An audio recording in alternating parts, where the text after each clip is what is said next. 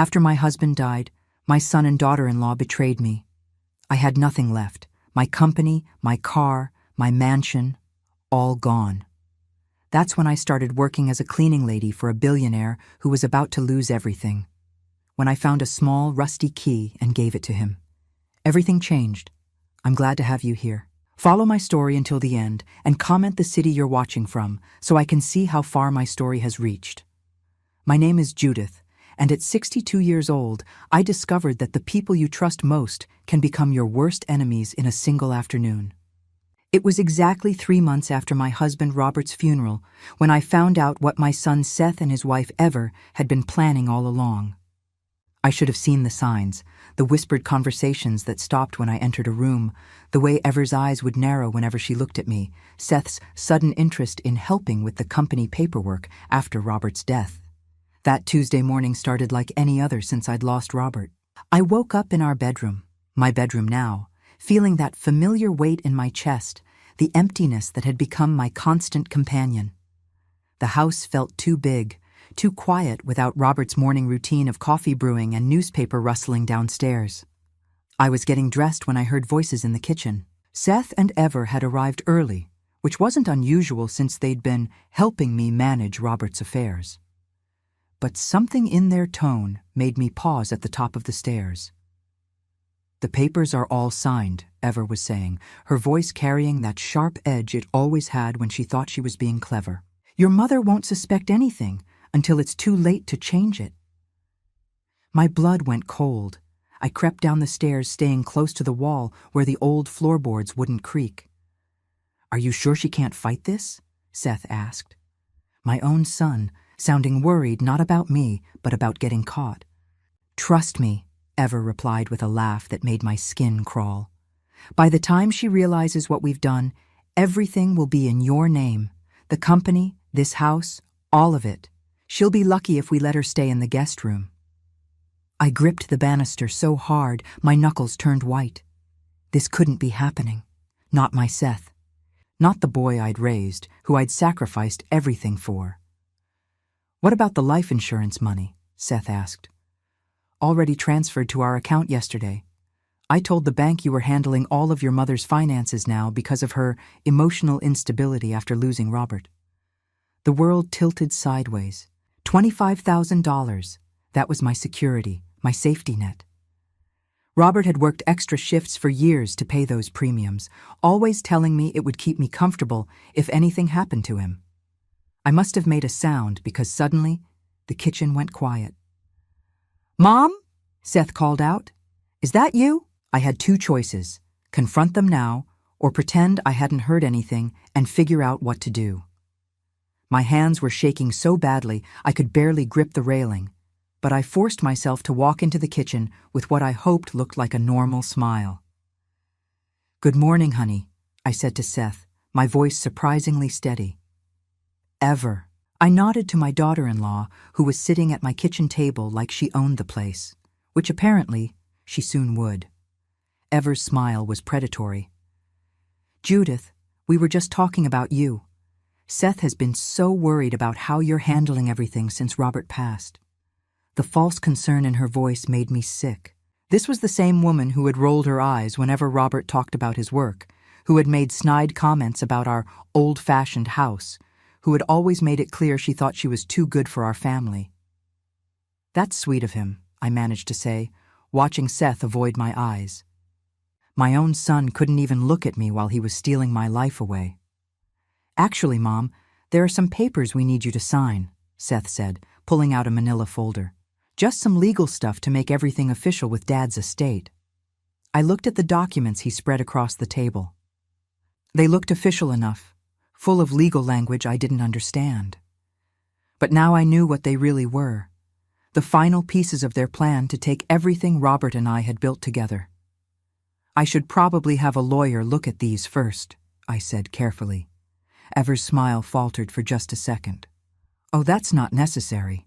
It's just standard paperwork. Besides, lawyers are so expensive, and you need to be careful with money now." The irony of her talking about my money she was planning to steal, was almost laughable. Almost. "I think I'll wait," I said, stepping back from the table. Maybe tomorrow. Seth's face darkened. Mom, you can't keep putting this off. Ever took time off work to help with this? The least you can do is cooperate. Ever had never worked a day in her life, as far as I knew. Her job seemed to be spending Seth's money and complaining about everything, but I just nodded. Of course, I appreciate all your help, both of you. They exchanged a look I pretended not to notice. After they left, promising to come back the next day, I sat at that kitchen table and felt my world crumble around me. I called Robert's lawyer, Mr. Peterson, who had been handling our affairs for years. When I explained what was happening, the silence on the other end of the phone stretched so long, I thought we'd been disconnected. Judith, he finally said, his voice heavy with something that sounded like pity. I'm afraid there's something you need to know. Seth came to see me last week with documents showing he had power of attorney over your affairs. That's impossible. I never signed anything like that. Another pause. The signature looked authentic, and he had medical documentation stating you were suffering from severe depression and weren't capable of making financial decisions. The room started spinning. Medical documentation? From who? Dr. Morrison. Seth said you'd been seeing him since Robert's death. I'd never heard of Dr. Morrison in my life. But somehow, I had a feeling that if I tried to contact him, I'd find out that my signature was on his files too, probably right next to notes about my supposed mental instability. How much time do I have? I asked, my voice barely a whisper. I'm sorry, Judith. The papers were filed yesterday. As of this morning, Seth has legal control over all marital assets. The house, the business, everything is now in his name. I hung up the phone and sat in the silence of the house that was no longer mine. 40 years of marriage, 35 years of building a business from nothing, a lifetime of love and sacrifice, gone. Stolen by the child I'd given everything to. That night, Seth and Ever came back. They didn't bother pretending anymore. We've decided you can stay in the guest room for now, Ever announced, walking through my living room like she was already redecorating it in her mind. But you'll need to follow some rules. I watched my son nod along with his wife's words, and I realized I was looking at a stranger. This wasn't the little boy who used to crawl into my bed during thunderstorms, or the teenager who brought me coffee every morning before school. This was someone else entirely, someone I didn't recognize. What kind of rules? I heard myself ask. Ever's smile was ice-cold triumph. No visitors without permission, no access to the office or business files, and you'll contribute to household expenses, of course. How am I supposed to contribute? You've taken all my money. You'll figure something out, Seth said, speaking to me for the first time that day. Ever found a job listing that might work for you? Cleaning lady positions? The pay isn't much, but it's something. Standing there in the living room where Robert and I had celebrated 39 wedding anniversaries, where we'd taught Seth to walk and watched him graduate high school, I finally understood what complete betrayal felt like. It felt like drowning while the people you loved most watched from the shore. But as I looked at their satisfied faces, something hardened inside me. They thought they'd won. They thought they'd broken me completely. They had no idea what I was capable of when I had nothing left to lose. 3 weeks later, I stood outside the massive iron gates of the Blackwood estate, clutching a worn leather purse and trying to convince myself that this wasn't the end of my story, just a different chapter. The job interview had been humiliating enough. Sitting in the employment agency's cramped office, filling out applications for positions I'd never imagined needing, while women half my age looked at me with a mixture of pity and confusion. When was the last time you cleaned professionally, they'd asked. Never, I'd answered honestly. I'd been running a successful catering business with Robert for over 20 years, but desperation makes you swallow pride in ways you never thought possible. The Blackwood mansion loomed before me like something from another era, all dark stone and towering windows that seemed to watch everything with cold indifference. The agency had warned me that Mr. Richard Blackwood was, in their words, particular and difficult to please. What they hadn't mentioned was that he was a recluse who barely spoke to anyone, and whose previous cleaning staff had quit after less than a month. I pressed the buzzer at the service entrance, my heart hammering against my ribs. A voice crackled through the intercom, tired and rough around the edges. "You're the new cleaning lady?" "Yes, sir. Judith Harris." "Doors unlocked. Come in." The service entrance led into a kitchen that was larger than the entire first floor of the modest house Robert and I had started out in 42 years ago. Granite countertops stretched endlessly under hanging copper pots that looked like they'd never been used. Everything was spotless, but somehow felt abandoned, like a museum display of someone else's life. I followed the sound of footsteps down a hallway lined with oil paintings of stern-faced people in expensive clothes. The portraits seemed to judge me as I passed, and I found myself straightening my shoulders despite the weight of everything I'd lost. Richard Blackwood was standing in what I assumed was his study, his back to the door as he stared out a window overlooking grounds that probably cost more to maintain than most people made in a year. He was younger than I'd expected, maybe in his early 50s, with graying hair that looked like he'd been running his fingers through it, and clothes that were expensive but wrinkled, like he'd slept in them. "Mr. Blackwood?" He turned, and I was struck by how tired he looked. Not just physically tired, but the kind of bone-deep exhaustion that comes from carrying weight you can't put down. His eyes were the color of storm clouds, and when they met mine, I saw something I recognized, the look of someone who'd lost more than they thought they could survive. "You're older than the others," he said without preamble, not unkindly, just stating a fact. "Yes, sir. I hope that won't be a problem." He studied me for a moment longer. "The agency said you're recently widowed. 3.5 months ago. I'm sorry for your loss." The words came automatically, but there was genuine sympathy in his voice. "My father passed 2 years ago. It's difficult."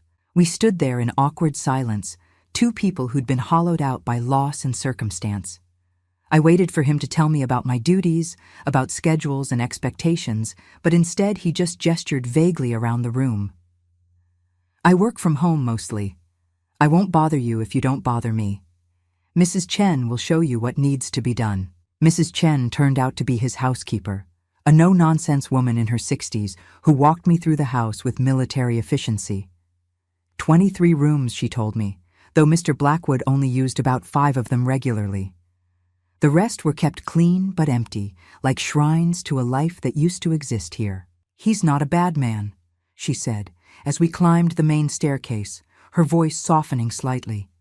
"Just lost. Since his father died and the business troubles started, he barely leaves this house, barely eats. Some days I wonder if he even remembers I'm here." Business troubles. That explained the tiredness, the way his expensive clothes hung on him like he'd lost weight, the general air of a man fighting a battle he wasn't sure he could win. My first week was spent learning the rhythms of a house that felt more like a beautiful tomb than a home. Richard kept irregular hours, sometimes working in his study until 3 in the morning, other times disappearing for entire days into rooms I wasn't supposed to clean. When I did see him, he was always on the phone, his voice tense and clipped as he discussed things I didn't understand, board meetings and hostile takeovers, and something called liquidation that made his jaw clench every time he said it. I found myself listening more carefully than I should have, partly out of curiosity, and partly because his obvious distress reminded me of how Robert used to sound during the worst days of our own business struggles. There was something familiar about watching a good person try to hold together something that was falling apart despite their best efforts. By the end of my second week, I'd established a routine. Early mornings in the kitchen, where I'd arrived to find evidence that Richard had been eating cereal for dinner again. A single bowl in the sink, a carton of milk left on the counter. The main living areas that gathered dust because no one ever used them. The library that was clearly his father's domain, filled with leather-bound books and photographs of Richard and an older man who had the same storm cloud eyes. It was in the library that I first noticed the gaps. I'd been dusting the shelves when I realized that several books were missing from what had obviously been complete sets. First editions of Dickens with Volume 3 absent. A collection of business biographies with random volumes gone. At first I thought maybe Richard had taken them to read, but when I asked Mrs. Chen about it, her face tightened. "He's been selling things," she said quietly. "First the artwork from the hallways, then some of the furniture from the unused bedrooms, now the books." She shook her head sadly. His father collected those for 40 years. Richard swore he'd never sell them, but desperation makes you do things you swore you'd never do. I knew that feeling intimately. That afternoon, I was cleaning Richard's study when he came in, phone pressed to his ear, pacing like a caged animal. I tried to work quietly, but his conversation was impossible to ignore. "I understand the terms of the loan," he was saying, his voice strained, "but I need more time. The company's restructuring plan is solid.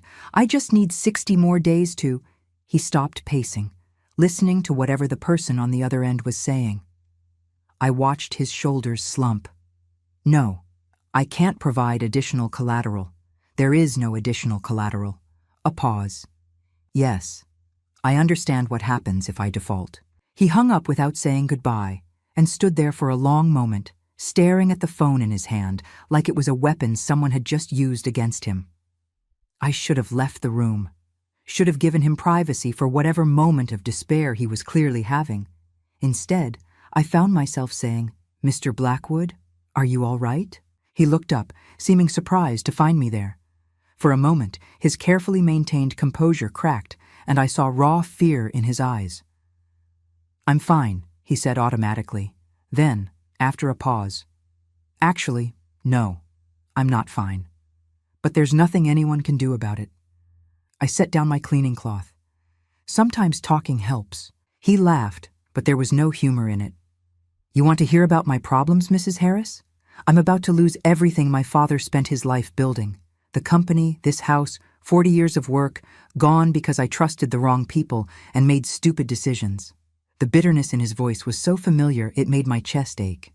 "I know something about trusting the wrong people," I said quietly. Something in my tone made him look at me more carefully. "The agency said you were recently widowed." "My husband died 4 months ago. Within 3 weeks, my son and daughter-in-law had stolen everything we'd built together.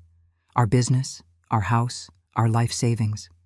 I'm 62 years old, and I'm starting over with nothing because I trusted family more than lawyers."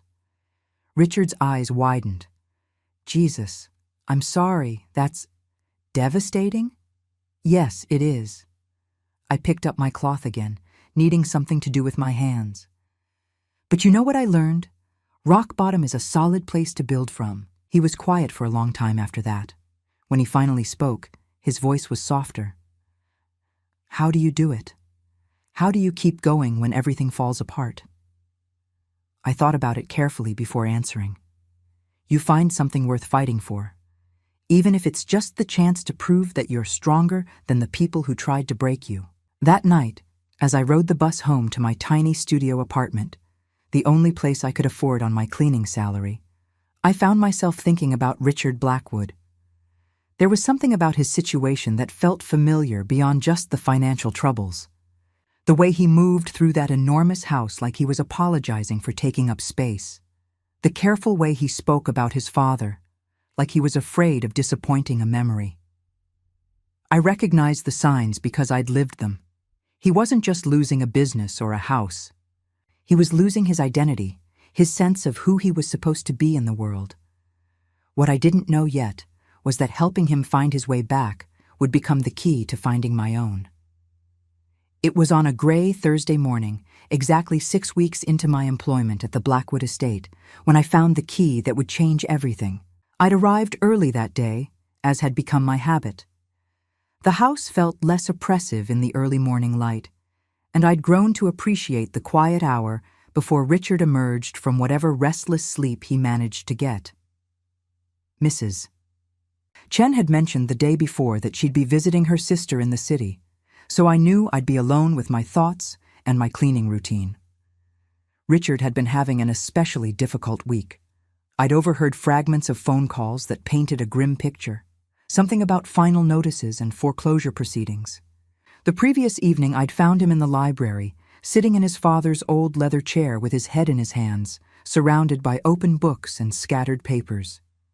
He'd looked up when I entered, and the defeat in his eyes had made my heart clench. "I can't find it," he'd said, his voice hollow. 20 years I've been looking, and I can't find it." "Find what?" I'd asked, setting down my dustcloth. He gestured at the chaos around him. "Something my father hid. Something important. He used to tell me stories about it when I was young, but I thought they were just stories." He'd rubbed his eyes like a man who hadn't slept properly in months. Before he died, he kept insisting there was something in this library that would save the company. But he was so sick, so confused toward the end. I thought it was just the medication talking.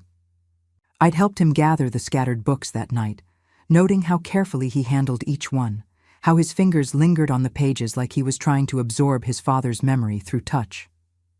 Some of the volumes were clearly valuable first editions, the kind of books that belonged in museums rather than private libraries. Others were practical business texts, annotated in the margins with what I assumed was his father's handwriting. Now, in the morning light, I stood in that same library and decided to give it a thorough cleaning.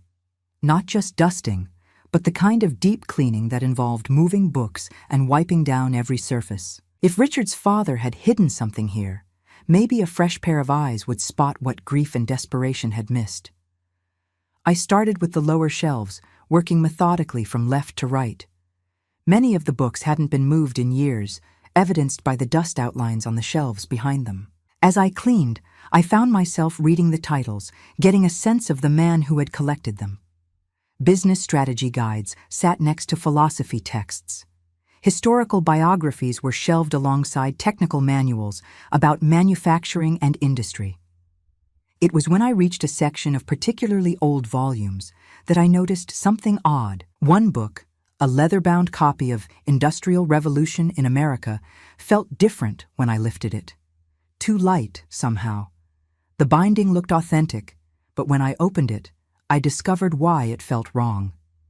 The pages had been carefully cut out, leaving only the outer edges intact. Hidden in the hollow center was a small object wrapped in oiled cloth. My hands trembled as I unwrapped it. Inside was an old brass key, tarnished with age but still solid. Attached to it with a thin chain was a small metal tag with a number engraved on it. 47. I stared at the key, my heart racing. This had to be what Richard's father had been talking about. But a key to what? I looked around the library with new eyes, searching for anything that might correspond to the number 47 or require a key to open.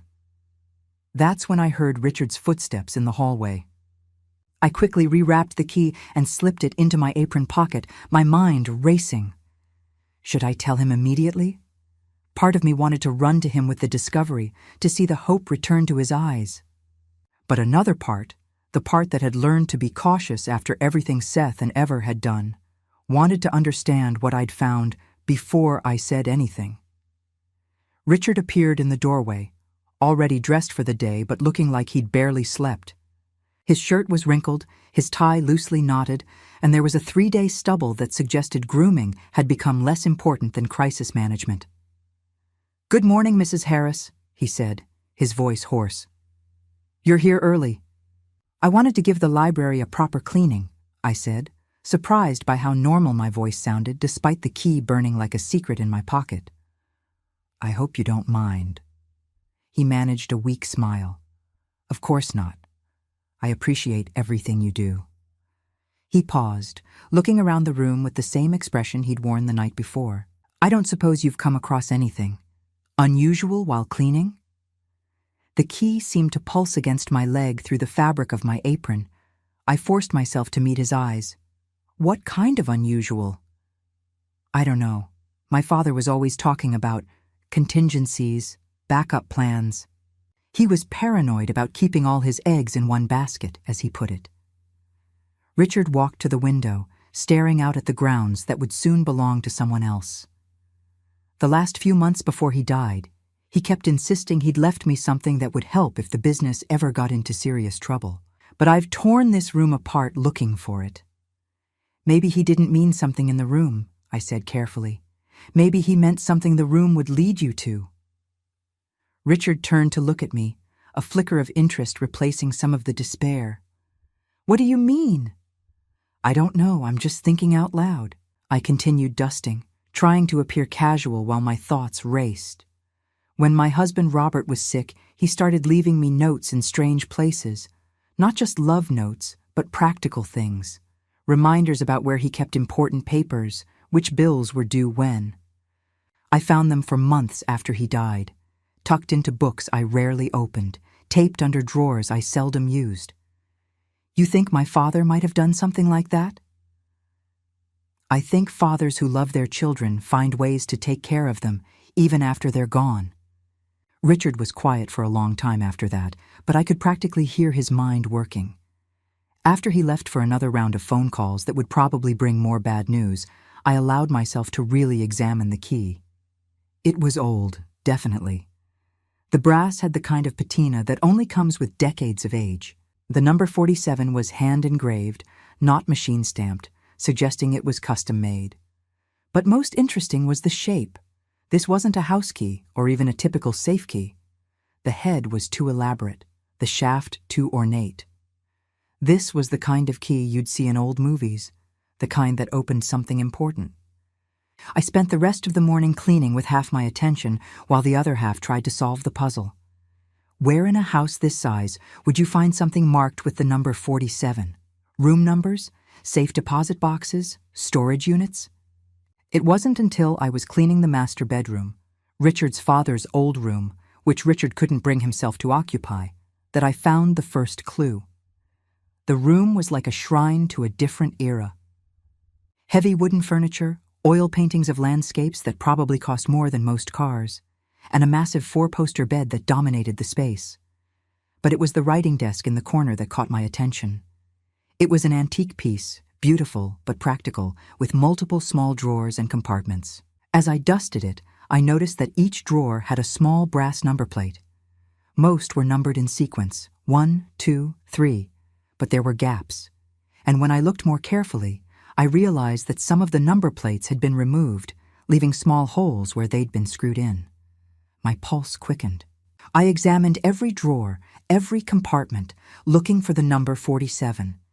It wasn't there. But in the bottom right corner, I found something else, a small keyhole that didn't correspond to any of the visible drawers. I looked around the room more carefully. If there was a hidden compartment in the desk, there might be others. I ran my hands along the walls, checking for hollow sounds or loose panels. I examined the baseboards, looking for anything that seemed out of place. It was pure chance that I noticed the fireplace mantel.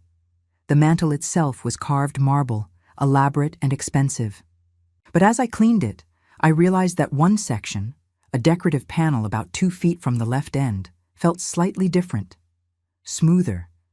And when I looked closely, I could see the faintest outline of what might be a hidden panel. I pressed gently, then harder. Nothing. I tried sliding it sideways, then pulling it toward me. Still nothing. It wasn't until I noticed a small depression in the carving, so subtle it looked like natural variation in the stone, that I found the mechanism. When I pressed the depression, I heard a quiet click. The panel slid aside, revealing a small cavity behind it. And inside that cavity was a brass plate with the number 47 engraved on it, and a keyhole that looked like it would match the key in my pocket perfectly. I stood there for several minutes, staring at the hidden keyhole and trying to process what I'd discovered. This wasn't just some family heirloom or sentimental keepsake. Richard's father had gone to elaborate lengths to hide this, whatever it was. The fake book, the hidden panel, the custom key. This was the work of a man who understood that sometimes the most important things needed to be protected from everyone, even the people you trusted most. The sound of Richard's voice in the hallway made me quickly slide the panel back into place. Whatever was behind that keyhole, whatever Richard's father had hidden there, I needed to think carefully about when and how to reveal it. Because something told me that what I'd found was going to change everything, And after what Seth and Ever had done to me, I'd learned that some changes, even good ones, needed to be handled very, very carefully. I couldn't sleep that night. The keys seemed to burn in my purse beside my bed, and my mind wouldn't stop racing with possibilities and fears. What if I was wrong? What if this was just some old family trinket and I was building it up into something it wasn't? But what if I was right, and this key opened something that could save Richard from losing everything his father had built? By 5 a.m, I'd given up on sleep entirely. I made coffee in my tiny kitchenette and sat at my small table, watching the sun rise over a city that suddenly felt full of possibilities again. For the first time since Robert's death, since Seth and Ever's betrayal, I felt like I might have some power to change someone's story for the better. I arrived at the Blackwood estate an hour early, my hands shaking slightly as I let myself in through the service entrance. The house was completely quiet. Even Mrs. Chen wouldn't arrive for another 2 hours. Perfect. I made my way to the master bedroom, my footsteps muffled by the thick Persian rugs that probably cost more than I'd earn in 5 years of cleaning. The morning light streaming through the tall windows made the room feel less like a shrine and more like a place where important things happened. I found the hidden panel on the mantel immediately now that I knew where to look. The small depression, the way it clicked when pressed just right. The brass plate with 47 engraved on it gleamed in the morning light, and the keyhole seemed to be waiting patiently for me to make my decision. I pulled the key from my pocket, unwrapped it carefully, and held it up to the light. It was definitely the right size, the right style. My heart hammered against my ribs as I inserted it into the lock. It fit perfectly. And when I turned it, I heard the soft click of a mechanism that had been waiting 20 years to be activated. A section of the mantel, larger than I'd expected, swung inward on hidden hinges, revealing a compartment about the size of a large book. Inside was a metal document box, the kind you'd use for really important papers, and a manila envelope thick with contents I couldn't guess at. I lifted out the document box first. It was heavier than I'd expected, and I could hear papers shifting inside. There was a combination lock on it, but when I tried to open it, I discovered it wasn't locked. Richard's father had trusted that hiding it would be security enough. Inside were documents, lots of them. The first thing I saw was a business contract, dated 23 years ago, between Blackwood Industries and Harris Catering Services. My breath caught in my throat. Harris Catering Services. That was my business, mine and Robert's. With trembling fingers, I pulled out the contract and read it carefully. It was a partnership agreement, not just a catering contract, but an actual business partnership. Robert's signature was at the bottom, alongside that of Richard's father, Edmund Blackwood. According to the document, Robert had provided startup capital for a major expansion of Blackwood Industries back when Richard was still in college. In return, he'd been given a 25% stake in the company and a seat on the board of directors. I stared at the papers in disbelief. Robert had never mentioned this, never said a word about being part owner of a major corporation. But as I read further, I began to understand why. The next document was a letter, written in Robert's familiar handwriting. "Edmund," it began, "I've thought carefully about your offer to buy out my stake in the company. While the money would be helpful for expanding Harris Catering, I think the partnership has been more valuable than either of us anticipated. However, I'm willing to consider a modified arrangement. Instead of selling my shares, I propose we place them in trust for your son Richard, to be transferred to him when he turns 30 or when you retire, whichever comes first. In exchange, you continue the quarterly profit-sharing payments to Harris Catering, but increase them by 15% to account for my foregone ownership rights. This way, Richard inherits a fully consolidated company, and Judith and I maintain our financial partnership with Blackwood Industries without the complications of active ownership. I trust you'll find this arrangement satisfactory." The letter was dated 15 years ago. I quickly calculated. Richard would have been 35 then, well past the age when the shares should have transferred to him. I kept reading, finding more documents that painted a picture I'd never imagined. Financial statements showing regular payments from Blackwood Industries to Harris Catering Services.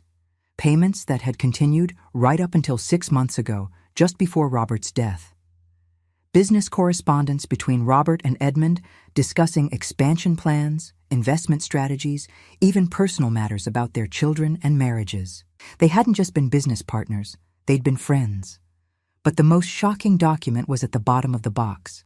It was a copy of a stock transfer, dated just 2 months before Edmund Blackwood's death, officially transferring the 25% stake in Blackwood Industries to Richard, as Robert had requested years earlier. According to these papers, Richard owned a quarter of his own father's company and didn't even know it. I sat back on my heels, trying to process what I'd discovered.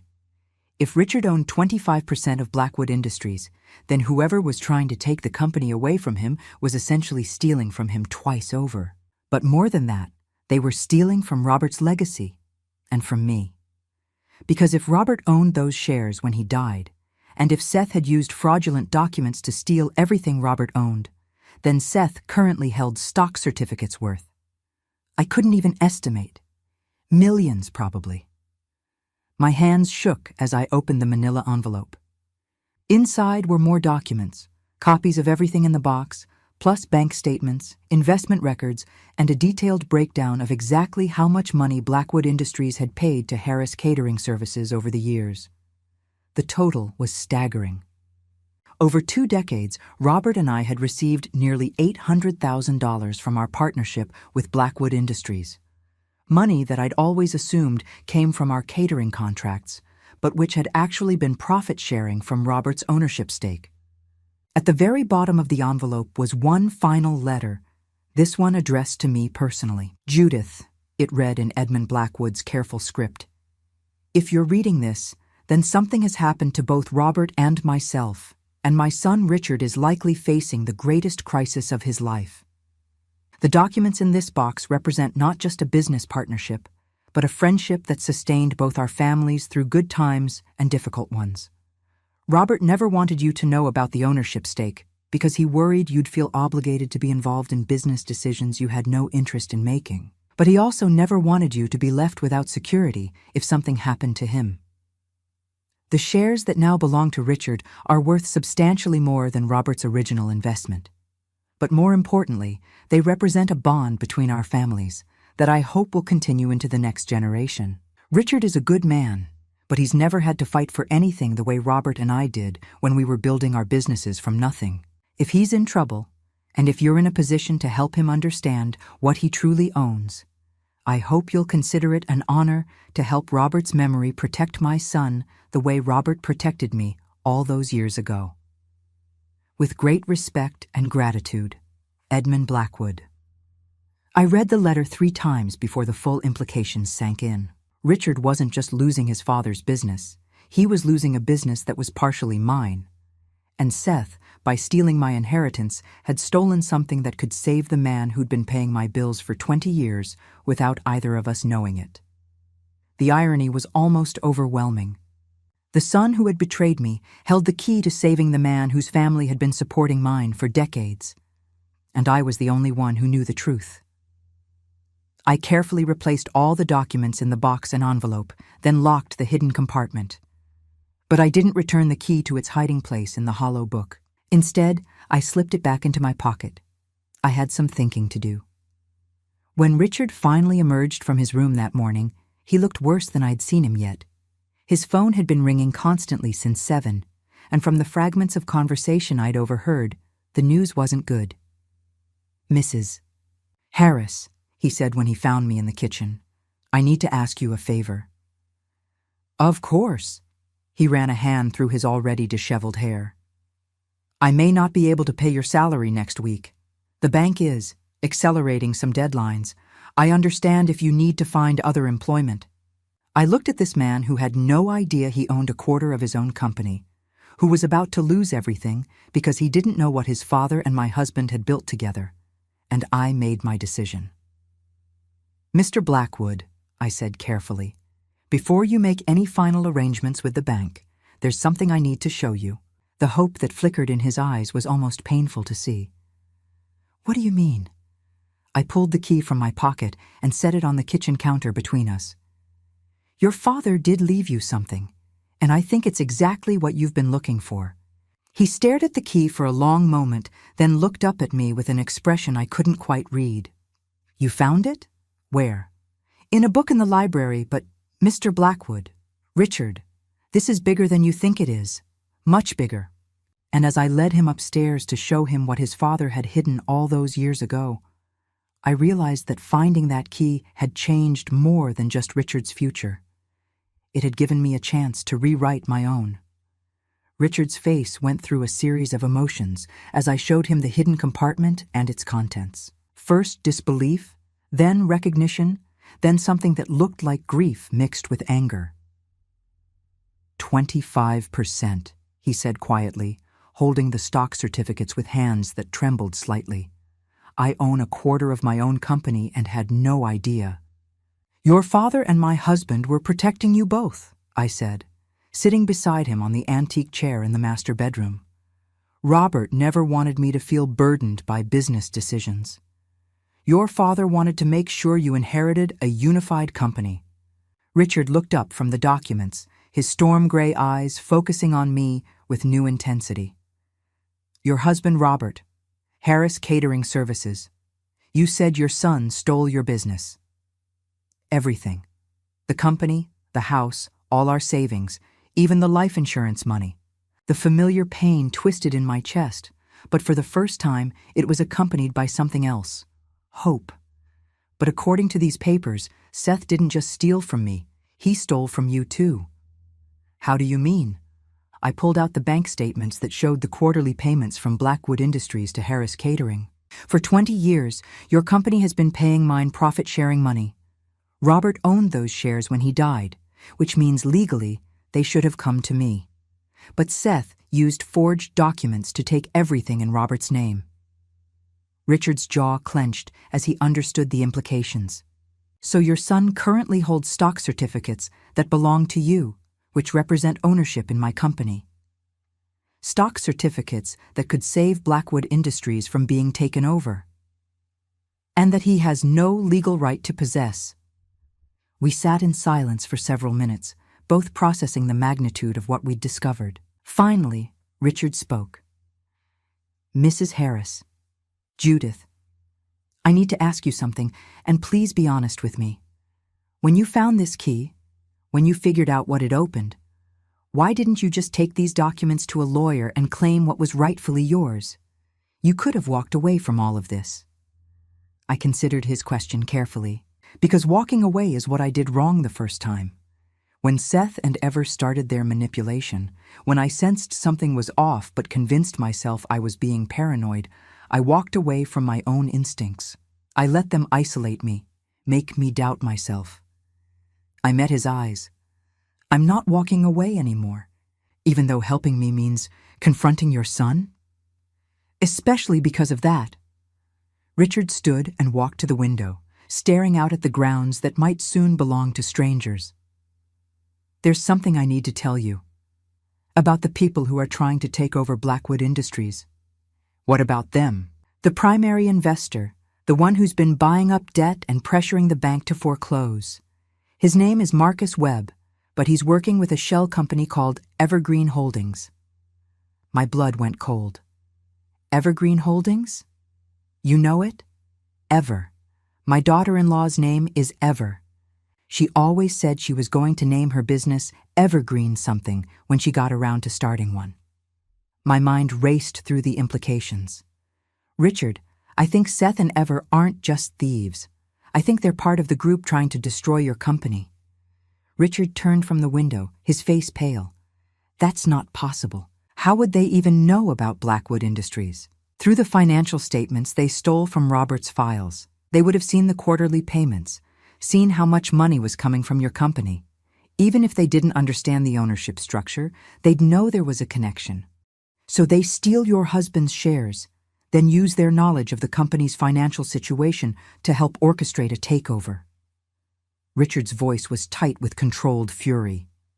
They profit twice, once from stealing your inheritance and again from destroying my family's business. It's worse than that, I said, pieces clicking into place in my mind. If they succeed in taking over Blackwood Industries, they'll own the company that's been making payments to Harris Catering Services. They'll effectively own both sides of the partnership your father and Robert built. Richard was quiet for a long time, but I could practically hear his mind working. Finally, he spoke. "Judith, I'm going to make you an offer. But before I do, I want you to know that you don't owe me anything. You could take these documents to a lawyer tomorrow, prove that your son stole property that wasn't his to take, and claim the shares that rightfully belong to you.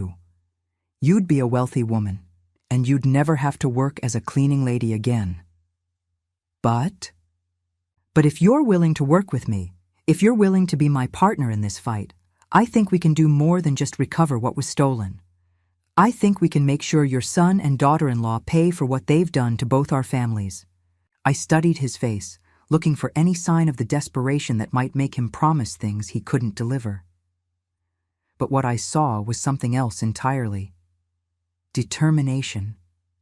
The kind of focused anger that comes when someone finally understands exactly who their enemies are and what they're fighting for. What kind of partnership? The kind your husband and my father had, built on trust, mutual respect, and shared goals. Richard pulled out his phone. "First, I call my lawyer and explain what we've discovered. Then we file injunctions to freeze any assets your son obtained through fraud. Then we go after Evergreen Holdings and Marcus Webb. And if we win—" "When we win," Richard corrected, "you'll have your life back, your business, your financial security, your dignity, everything they took from you." "What about you?" Richard's smile was sharp as a blade. "I'll have my company back, and more importantly, I'll have honored the partnership my father valued more than anything except his family." That afternoon, Richard's lawyer, James Morrison, arrived at the estate with a briefcase full of legal documents and an expression of barely contained excitement. He was a small, precise man with wire-rimmed glasses who spoke in careful, measured sentences that made every word sound like it had been weighed and found worthy. "This is extraordinary," he said after reviewing the documents from the hidden compartment. "Mrs. Harris, you have grounds for multiple lawsuits: fraud, theft, forgery, breach of fiduciary duty. The criminal charges alone could send your son to prison for years." "I'm not interested in sending Seth to prison," I said, surprising both men. "I'm interested in getting back what he stole and making sure he can't hurt anyone else." "That's certainly possible," Morrison said. "But Mrs. Harris, I need you to understand something.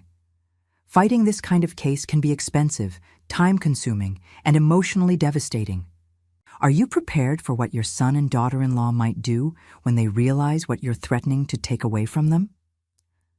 I thought about Seth's face when he told me I'd be lucky if they let me stay in the guest room of my own house. I thought about Ever's cold satisfaction as she outlined the rules I'd have to follow to remain in their good graces. I thought about the months I'd spent working as a cleaning lady, believing I was alone in the world with nothing left to fight for.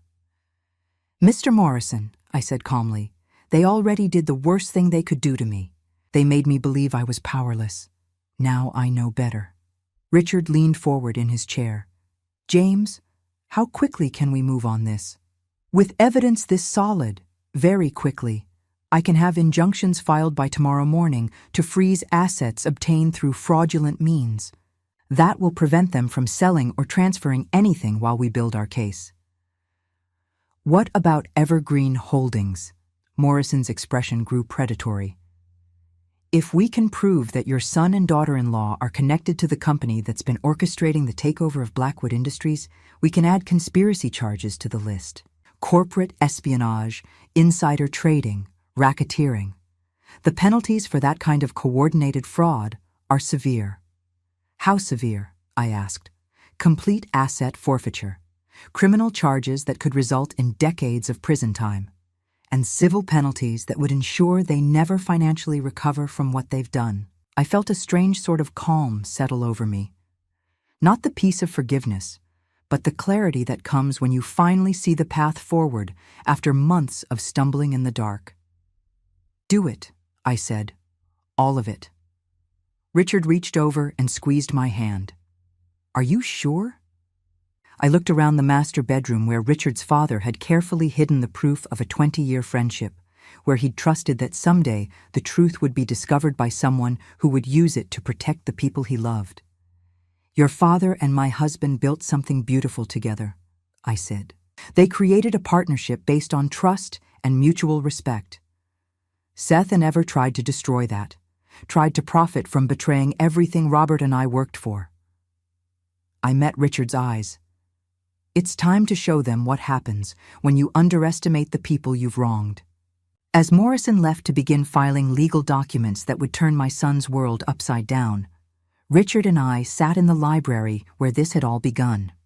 The hollow book was back on the shelf, but now it felt less like a hiding place and more like a treasure chest that had finally yielded its secrets. Judith, Richard said quietly, I want you to know something. Even if we recover everything that was stolen, even if we save Blackwood Industries and send your son to prison, I don't want you to go back to working as a cleaning lady. What do you mean?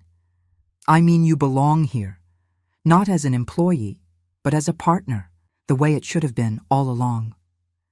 For the first time since Robert's death, I felt like I was exactly where I belonged. And tomorrow, Seth and Ever were going to learn that the woman they'd tried to break was about to break them instead.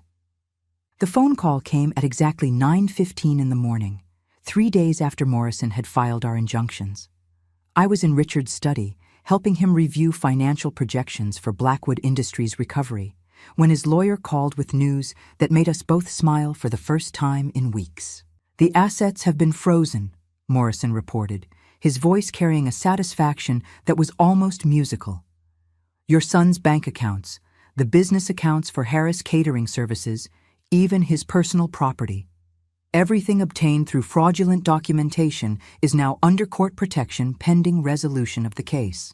What was his reaction? Richard asked. Panic, from what I understand.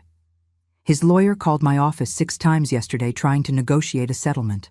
Apparently, Mr. Seth Harris is very eager to avoid criminal charges. I felt a strange mixture of sadness and vindication. This was my son, the little boy I'd raised, who was now learning what it felt like to have everything stripped away in a single morning. But he'd made his choices, just as I was making mine. What about Ever and Evergreen Holdings? I asked. That's where things get interesting, Morrison continued. When we filed documents requesting disclosure of Evergreen Holdings' ownership structure, they immediately tried to dissolve the company and transfer assets offshore. Fortunately, we anticipated that move and had already requested freezing orders for any subsidiary companies. Richard leaned back in his chair, a predatory smile playing at his lips. So they're trapped. Completely. And Mrs. Harris, you'll be interested to know that when we executed search warrants on Evergreen Holdings offices, we found extensive files on Blackwood Industries dating back 2 years. Financial records, internal memos, strategic plans. Your daughter-in-law has been planning this takeover for much longer than we originally thought. The implications sent a chill through me. Ever hadn't just opportunistically stolen from Robert's estate. She'd been researching and planning an elaborate scheme to destroy Richard's family business while simultaneously robbing mine. How did she know so much about Blackwood Industries? I asked. According to the documents we recovered, she hired a private investigator to research all of your husband's business connections after his diagnosis with cancer. She's been planning this since before he died, Mrs. Harris. The inheritance theft was just the first step in a much larger scheme. I closed my eyes, feeling the full weight of Ever's calculated cruelty. She hadn't just stolen from a grieving widow.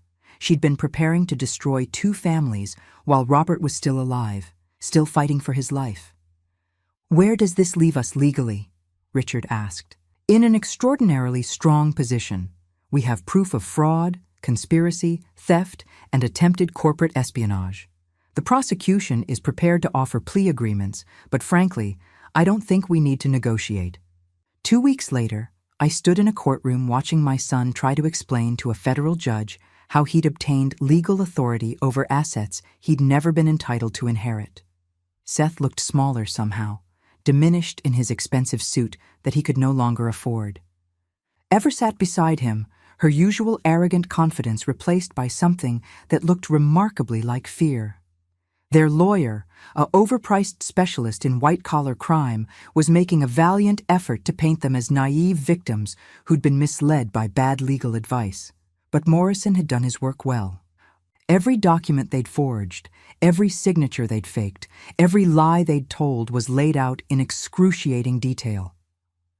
"Your Honor," Morrison addressed the court, "this was not a case of poor judgment or unfortunate misunderstanding. This was a carefully orchestrated scheme to defraud Mrs. Harris of her rightful inheritance while simultaneously destroying a family business that had supported her for over 20 years. The judge, an older woman with steel-gray hair and no patience for elaborate excuses, reviewed the evidence with the thoroughness of someone who'd seen every possible variation of human greed. "Mr. Harris," she finally said, addressing Seth directly, "do you have anything to say before I render my decision?" Seth stood slowly, his hands visibly shaking. For a moment, I thought he might apologize, might finally show some recognition of what he'd done to his own mother. Instead, he said, "Your Honor, I was only trying to protect my family's future." The words hit me like a physical blow.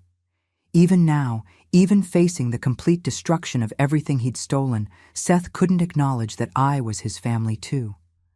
The judge's expression hardened. "Mr. Harris, you weren't protecting your family. You were destroying it." The final judgment was swift and comprehensive. Complete restitution of all stolen assets, including Harris Catering Services, the house, and the $25,000 in life insurance money. Criminal charges that would result in 18 months in federal prison for Seth and 2 years for Ever, who had been determined to be the primary architect of the scheme. And civil penalties that included the dissolution of Evergreen Holdings and the return of all assets to Blackwood Industries.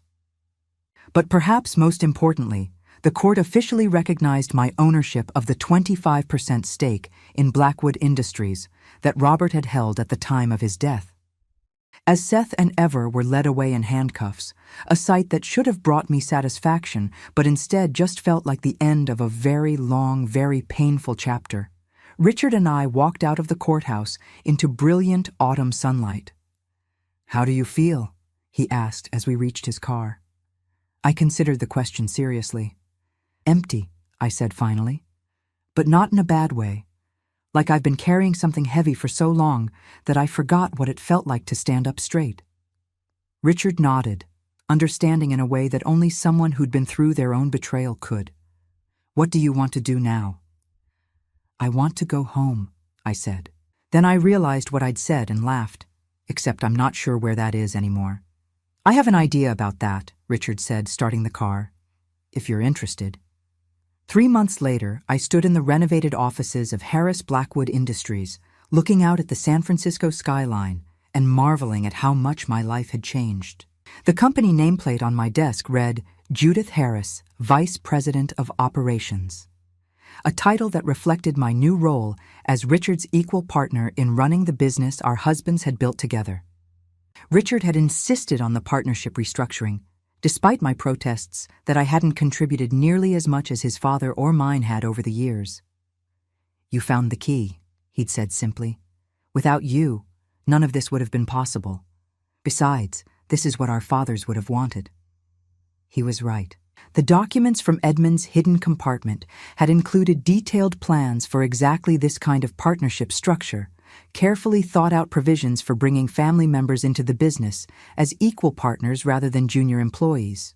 Harris Catering Services had been fully restored and was now operating as a subsidiary of the larger company, providing corporate catering services to clients throughout the Bay Area. The house that Seth and Ever had stolen was mine again, though I'd decided to sell it and use the money to buy a smaller place closer to the office. Mrs. Chen had been promoted to head of household management for the Blackwood estate, a position that came with a substantial salary increase and the kind of respect she'd always deserved. And Richard had moved out of his father's bedroom and into the master suite, finally ready to claim his place as the head of his family's legacy. But perhaps the most surprising change was personal. Richard and I had discovered that the partnership our husbands had built wasn't just professional, it was deeply personal. Two families who had supported each other through decades of challenges, who had trusted each other with their most important decisions, who had created something beautiful together. "Any regrets?" Richard asked, joining me at the office window with 2 cups of coffee, a ritual we'd established during the long weeks of rebuilding the company. "About Seth and Ever?" I shook my head. "They made their choices. I can't save someone who doesn't want to be saved." "That's not what I meant." I looked at him, this man who had become not just my business partner, but my closest friend. "What did you mean?" "I meant about everything. Walking away from cleaning houses, taking on all this responsibility, dealing with lawyers and board meetings and corporate politics." I smiled, thinking about the woman I'd been 6 months ago, broken, isolated, convinced that her life was over at 62. "Richard, 6 months ago I thought I had nothing left to live for. I thought I was going to spend the rest of my life paying for mistakes I didn't make, suffering for trusting people I should have been able to trust. And now I know better. Now I know that sometimes the people who try to destroy you end up giving you exactly what you need to rebuild yourself into something stronger." Richard raised his coffee cup in a mock toast. "To second chances." "To partnerships," I corrected, clinking my cup against his. "The kind that last."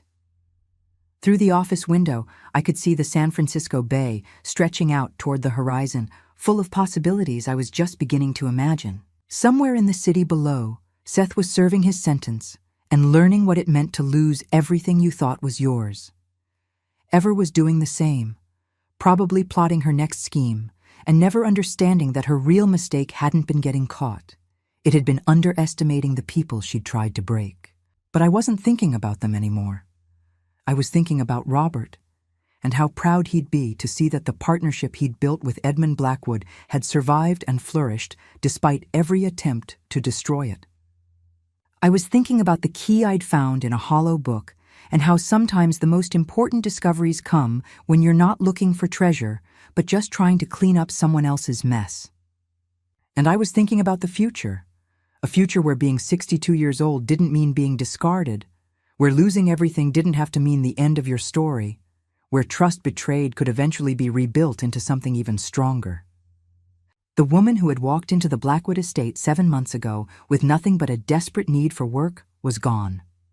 In her place was someone I was still getting to know, someone who owned a thriving business, who had a voice in boardroom decisions, who had learned that the best revenge wasn't hurting the people who hurt you. The best revenge was building something so beautiful, so strong, so lasting that their attempts to destroy you became nothing more than footnotes in the story of everything you accomplished afterward.